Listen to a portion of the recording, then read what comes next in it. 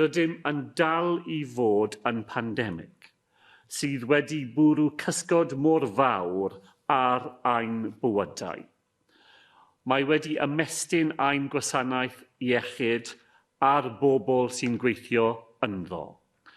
Mae wedi niweidio bywydau ac effeithio ar fywoliaeth pobl. Byddwn yn arwain Cymru I adferiad fydd yn adeiladu dyfodol cryfach, gwyrddach a thecach I bawb.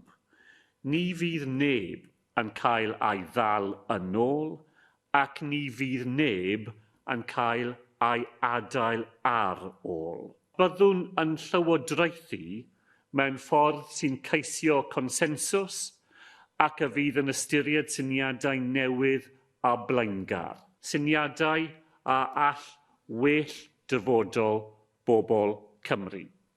O air glân, o incwm sylfaenol cyffredinol, ac I sicrhau nad yw pobl ifanc yn cael eu prisio allan o cymunedau sy'n siarad Cymraeg.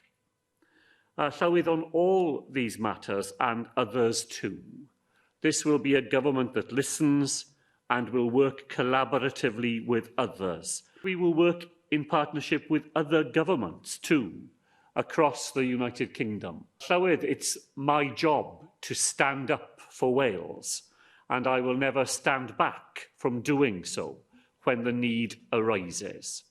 But my starting point will be to lead a government which is constructive, engaged, and a positive partner in meeting those challenges which don't and never have ended at our borders. And at all times, of course, I will be accountable to this Senedd and through all of you to the people of Wales.